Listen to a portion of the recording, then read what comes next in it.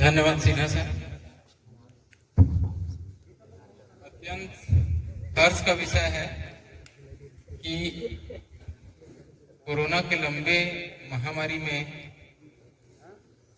बच्चों के साथ हमारा संपर्क एक लंबे समय बाद होना, स्कूल खुलना और उसके बाद एक लंबे अंतराल के बाद आपकी हमारी मुलाकात हो रही है बालकों के साथ।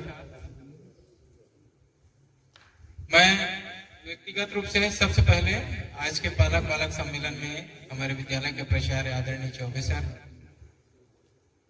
गांव के गणमान्य नागरिक, आदरणीय नागरिक, सभी सम्मानित पालकगण, प्यारे बच्चों का मैं अभिनंदन करता हूं। ये जो पालक बालक सम्मेलन है, ये बच्चे के सर्वांगीण विकास के लिए आयोजित किया जाता है। आप सभी जानते हैं जो बच्चों में कमियां हैं, अध्यापन कौशल का हम जो प्रयोग करते हैं, बच्चों में हम जो कमियां देखते हैं उसको आपसे चर्चा कर सकें। व्यक्तिगत रूप से भी हम फोन करके आपसे चर्चा करते हैं। दंड का प्रावधान वर्तमान के जो अध्यापन प्रक्रिया है इसमें समाप्त कर दिया गया है। फिर भी जिस प्रकार हम देखते हैं कि एक बर्तन बनाने वाला नीचे से सहारा देता है और बर्तन पर पीटता है, ठीक है। यहाँ पीटने का तात्पर्य सुधार से है, कमियों को बताने से है, और ये सुधार जो है आप और हम दोनों मिलकर करें तो बच्चे का सर्वांगीण विकास निश्चित ही 100% होगा। हम विद्यालय में चर्चा करते रहते हैं। देखिए, ये हमारी जो शिक्षण व्यवस्था है दूसरे स्कूल से अलग है। हम आश्रम व्यवस्था में अध्ययन अध्यापन करा रहे हैं, बच्चे सीख रहे हैं। बच्चे केवल पढ़ने के लिए यहाँ हमारे पास आए हैं। 24 घंटे हमारे दिमाग में प्रश्न रहता है, ये हमारे ध्यान में रहता है। हमारा उद्देश्य है कि बच्चे जिस चीज के लिए आए हैं उस उद्देश्य की पूर्ति हमेशा होनी चाहिए। दूसरे विद्यालय से हमारा विद्यालय थोड़ा अलग है। यहाँ 24 घंटे की जो दिनचर्या है ये समय अनुसार निर्धारित है, तभी हम अपने उद्देश्य की पूर्ति कर पा रहे हैं। नित्य नए परिवर्तन शिक्षा या प्रयोग शिक्षा के क्षेत्र में प्रयोग भी हो रहे हैं, उसको भी हमको पालन करना होता है। प्रशासन विभाग की ओर से प्रशिक्षण भी दिया जा रहा है, उसको भी हम ग्रहण करते हैं। फिर भी एक 100% जो है शिक्षक में जो है व्यक्ति जो है 100% कौशलपूर्ण नहीं होता है। हम भी सीखते रहते हैं। आप भी हमारी कमियों को देखिए। मैं आपसे आग्रह करूंगा, सभी पालकों से निवेदन करूंगा, प्रार्थना करूंगा कि बच्चा अगर अकारण घर पहुंचता है, कभी कभी देखा जाता है कि अभी भी परिवार का आपका त्योहार का समय है, बच्चा परिवार में कुछ समारोह हो रहा है, दुख सुख के कार्यक्रम हो रहे हैं, उसको ध्यान में रहता है। तो छोटी मोटी परेशानियां हैं उसको बच्चों से जिक्र ना करें, जो परिवार में अनावश्यक। बच्चों को स्वस्थ मस्तिष्क से यहाँ पढ़ने दें। किसी प्रकार की चिंता बोझ उन पर न डालें। किसी पारिवारिक मामले के बारे में उनको ज्यादा ना बताएं यदि आवश्यक ना हो तो। साथ ही साथ छोटे मोटे जो आपके घर में कार्यक्रम होते हैं जिसमें बच्चों की उपस्थिति के बिना वो संभव हो सकता है, उसके लिए कृपया निवेदन है कि बच्चों को यहाँ से ले जाकर उनकी पढ़ाई डिस्टर्ब ना करें। कुछ ही महीने निरंतर जो है पढ़ाई चलती है, नहीं तो बीच बीच में हमारा जो जिस प्रकार पर्व वगैरह पढ़ते रहता है, 3 प्रकार के अवकाश में तो छुट्टी दी जाती है। अभी भी दीपावली अवकाश है जिसमें बच्चे घर जाएंगे। तो कई बार क्या होता है, बच्चे त्योहार के थोड़ा सा पहले बिना अनुमति के यहाँ से चले जाते हैं, कई बार ऐसा देखा जाता है। तो आपसे मैं सहयोग की अपेक्षा करते हुए आग्रह करूंगा कि तत्काल कक्षा शिक्षक हम ग्रुप में जुड़े हैं। इसी सुविधाओं के लिए कई उद्देश्यों की पूर्ति के लिए ग्रुप बनाया गया है। वो ग्रुप आज भी सक्रिय है, हम मैसेज डालते रहते हैं। बच्चों के भविष्य को ध्यान में रखते हुए वैकेंसी परीक्षाएं, प्रतियोगी परीक्षाओं के बारे में जानकारी देते रहते हैं। आप पालक भी चाहें तो बच्चे से संबंधित समस्या उस ग्रुप में लिख सकते हैं, व्यक्तिगत रूप से फोन कर सकते हैं, ठीक है। 24 घंटे हम उपलब्ध रहते हैं। आप किसी भी समय, जिस समय आपको समय मिले, ड्यूटी अपने कार्य के बाद जो कि आप करते हैं उस पर भी हम चर्चा आपसे कर सकते हैं, आप फोन कर सकते हैं। बच्चा अकारण घर जाता है, इसकी बात मैं कह रहा था। उस समय आपसे अपेक्षा है कि आप तत्काल कक्षा शिक्षक को सूचना दें, आप बढ़ावा ना दें, आप बच्चे को अकारण छुट्टी में उसकी स्वीकृति ना दें। हमारा जो विद्यालय का परीक्षा परिणाम हम प्रयास करते हैं, हमारे सभी शिक्षक प्रयास करते हैं कि निरंतर उसमें उन्नति होता रहे, आगे बढ़ता रहे। हमको ऊपर से भी टारगेट मिलता है विभाग की ओर से, केवल प्रतिशत नहीं, अब तो प्रतियोगी परीक्षाओं में जो है सफलता, इसका आंकड़ा हमसे चाहा जा रहा है। ठीक है, बच्चों की आदतों पे आप भी वाच कीजिए, हम तो वाच कर रहे हैं, लेकिन क्या परिवर्तन आता है विद्यालय से घर जाने के बाद, आप चर्चा कीजिए। बहुत सारे बच्चे मनमानी करते हैं, मैं देखता हूं यहाँ, उनको कहता भी हूँ, पालक से बात कराने के लिए कहता हूँ। मुझे मैं बहुत दुखी हो जाता हूँ यदि मेरे फोन का रिस्पांस पालकों की ओर से नहीं आता है। मैं नामजद अधिक से अधिक फोन नंबर प्राप्त करने का प्रयास करता हूँ। बच्चों से पूछने पर जो फोन नंबर हमको मिलता है वो या तो स्विच ऑफ रहता है, या लगता नहीं है, या रिंग जाते हैं तो उठाते नहीं है। ठीक है, तो हमारे आपके प्रयास से ही ये विद्यालय का परीक्षा परिणाम और बेहतर बन पाएगा। बच्चों से आप यहाँ की समस्या के संबंध में भी जानकर, या देखिए बच्चा जैसे छुट्टी में घर जाता है तब हमको आपको देखना है, हम तो वर्क देते हैं, लेकिन आप भी देखिए क्या बच्चा वहां से कापी पुस्तक लेके घर आया है तो क्या दिन भर में 2 घंटा 3 घंटा पढ़ रहा है? यदि नहीं पढ़ रहा है, पुस्तक कापी लेके आया है, तब आप एक समय निर्धारित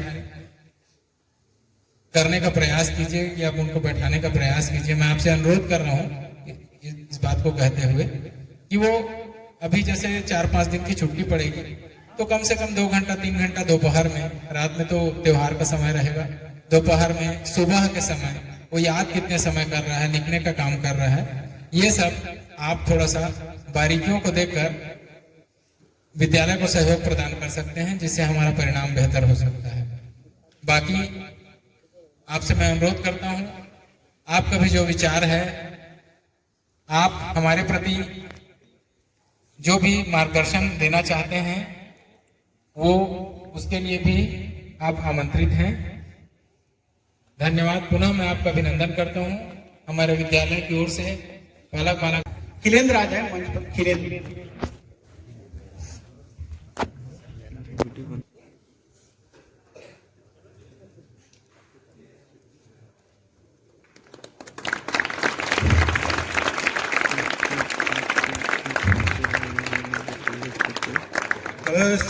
कांता विरह गुरुणा स्वाधिकारात् प्रमात्तः सापेन स्तंगमित महिमा वर्षभोगेन भरतो यक्षश्चक्रे जनकतनया स्नानपुण्योदकेषु स्निग्धछाया तरुषु वसतिं रामगिर्याश्रमेषु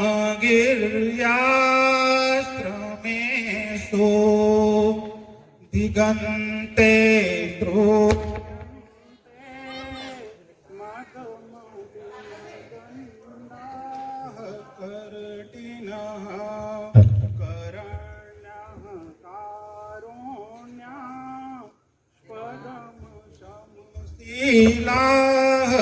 खलु मृगा इदानीं लोकेऽस्मिन् अनुपंसिकानां पुनरयम् नखानां पाण्डित्यं प्रकटयतु कस्मिन् मृगपतिः। परमादरणीय प्राचार्य महोदय,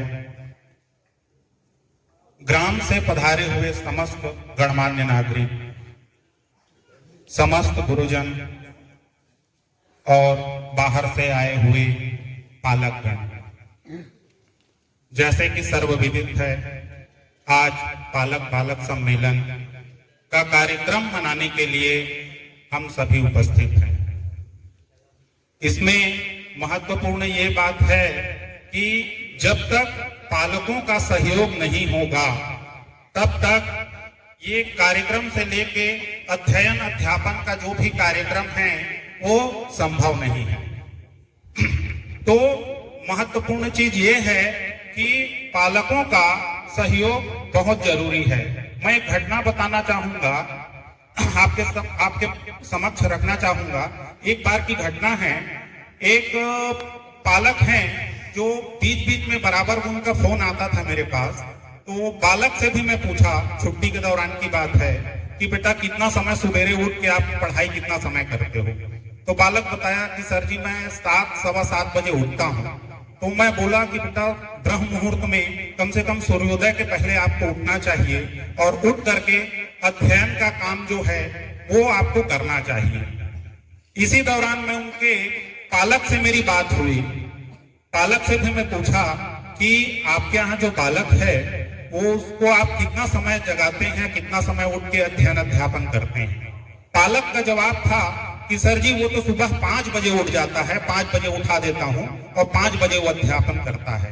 बालक स्वयं बता रहा था कि मैं 7 बजे उठता हूँ। मैं उसको निर्देशित भी किया कि सुबह उठना चाहिए। तो ये ऐसी विसंगतियां जब तक रहेगी, जब तक आप सही जानकारी हम लोग तक प्रेषित नहीं करेंगे, नहीं देंगे, तब तक बहुत दिक्कत है। अब इसमें या तो बालक गलत बोल रहा है या बालक या पालक, दोनों में से कोई ना कोई तो गलत जानकारी दे रहे हैं। तो यदि ऐसी स्थिति रहेगी तो क्या सुधार कर पाएंगे आप लोग? स्वयं बताइए या विचार करके देखिए। तो सही जानकारी जब तक यहाँ नहीं देंगे तब तक एक बहुत बड़ी समस्या उत्पन्न होगी। तो सामंजस्य स्थापित रहे। और आप लोगों से भी निवेदन है कि प्रत्येक शिक्षक जो विषय पढ़ाते हैं वो उनका आकलन आप स्वयं कीजिए। अधिकांश पालक पढ़े लिखे हैं, शिक्षक वर्ग से आते हैं, और नहीं भी आते हैं तो भी अध्ययन अध्यापन सभी के घर में किए हैं।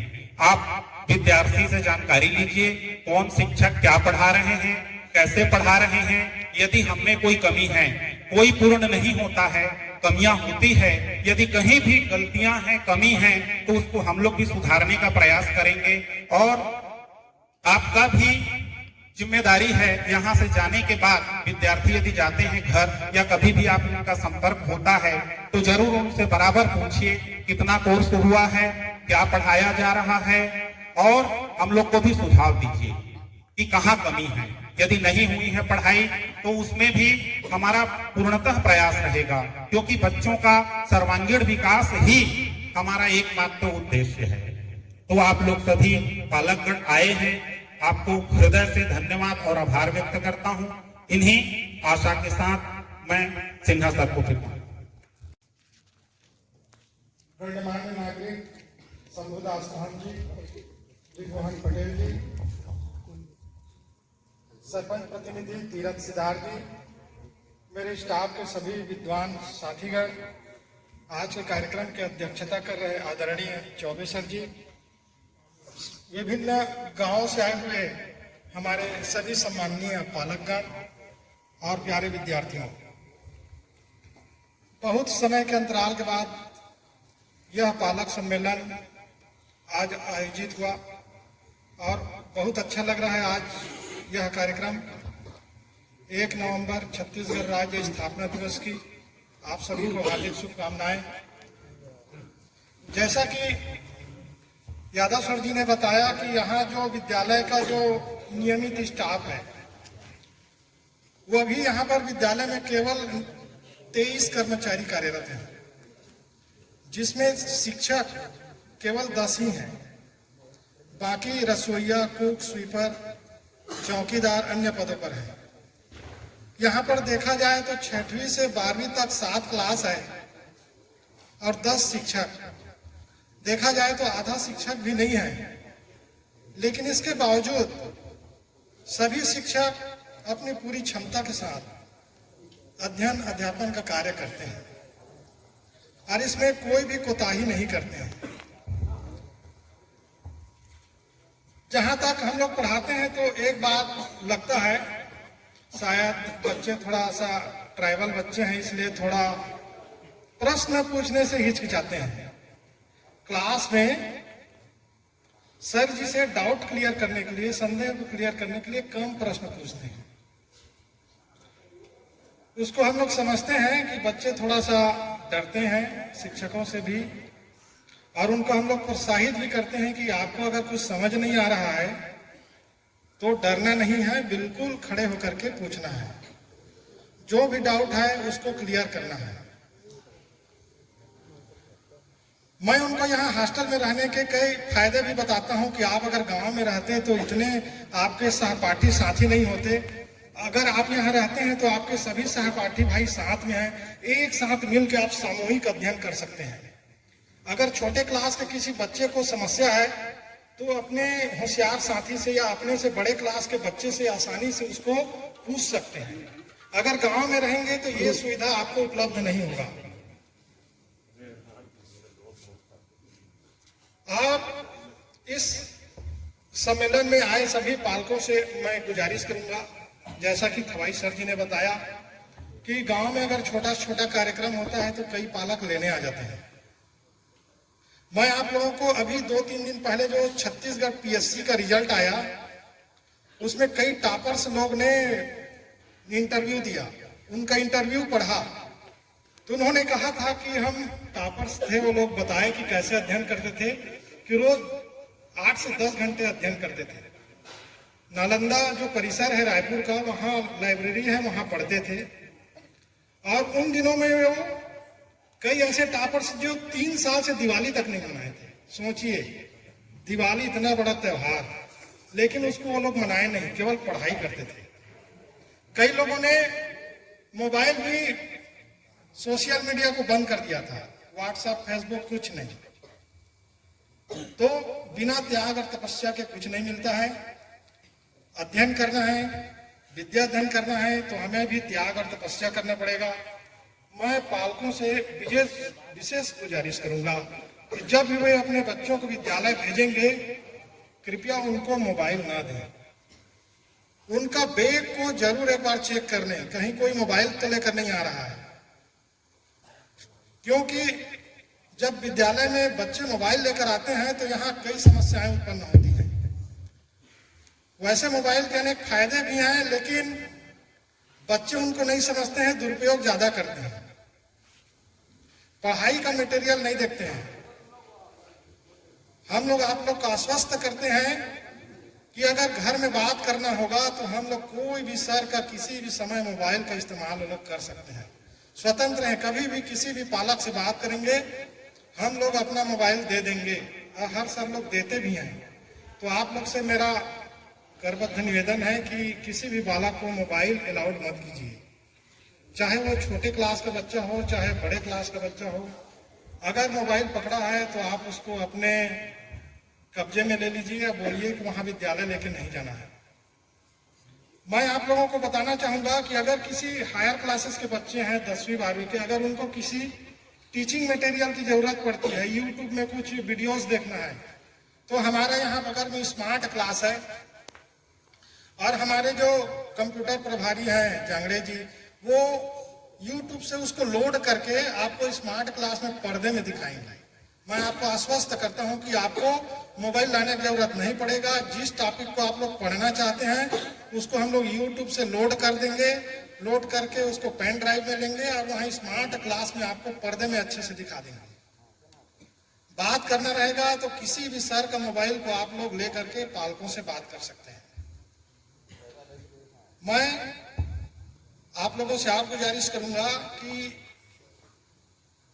कोरोना काल की वजह से बच्चों में जो निष्क्रियता आई, पढ़ाई का जो गैप हुआ, उसका असर भी अभी क्लास में दिख रहा है। हम लोग देख रहे हैं कईयों ने लिखना पढ़ना छोड़ दिया था, तो उनका जो लिखावट है, वर्तनीगत अशुद्धियां हैं, उनको भी दूर करने का प्रयास कर रहे हैं। आशा वाले शिक्षक उसके लिए पूरा भरसक प्रयत्न कर रहे हैं। इसके अलावा उनको आप घर में भी अभ्यास कराइएगा। अभी छुट्टी में जाएंगे तो मैं पालकों से गुजारिश करूंगा, कई हमारे पालक शिक्षक हैं, सब समझते हैं, उनको समझाने की जरूरत नहीं है, तो उनको इमला बोलने का प्रयास कीजिएगा। बच्चा कैसा लिख रहा है, कितना गलतियां कर रहा है। हम तो विद्यालय स्तर पे करते ही हैं, अगर घर में जाता है बच्चा तो आप उनको जरूर करवाइए ये अभ्यास। और बच्चों का सतत निगरानी बहुत आवश्यक है। अगर घर पहुंचता है तो कम से कम 3-4 घंटे वो अवश्य अध्ययन करे।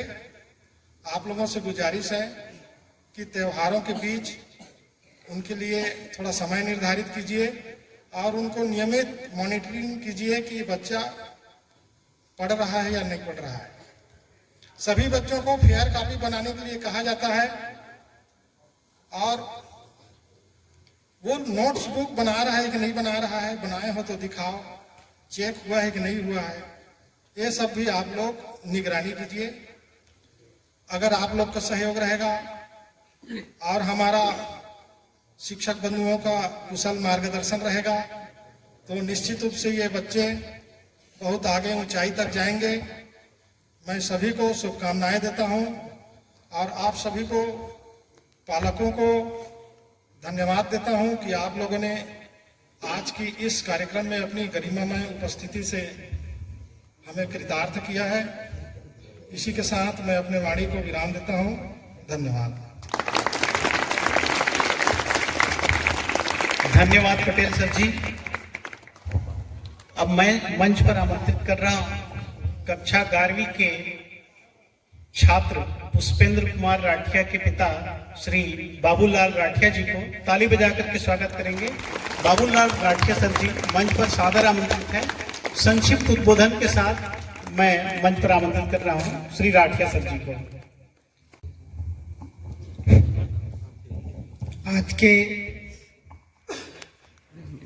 आज के पालक शिक्षक सम्मेलन में उपस्थित कार्यक्रम की अध्यक्षता कर रहे एवं विशिष्ट अतिथि और मुख्य अतिथि शाला के समस्त पीजीटी एवं टीजीटी एवं समस्त कार्यालयीन स्टाफ, निसंदेह ये आज का जो समय है बहुत ही एक गौरवशाली समय है, क्योंकि हम सभी लोगों ने एक वैश्विक महामारी जो विश्व के साथ साथ भारत और हमारे आसपास तमाम समस्याओं से हम झेले हैं, उसके बावजूद पूर्ण रूप से कोरोना काल हालांकि अभी खत्म नहीं हुआ है, इसके बावजूद ये आपने कार्यक्रम का आयोजन किया, इसके लिए मैं शालेय परिवार को बहुत बहुत धन्यवाद देता हूं। और हमारे बीच जितने भी मंचासीन नारी शक्ति है उनको भी मैं सलाम करते हुए सभी लोगों को छत्तीसगढ़ स्थापना दिवस की हार्दिक बधाई देता हूं।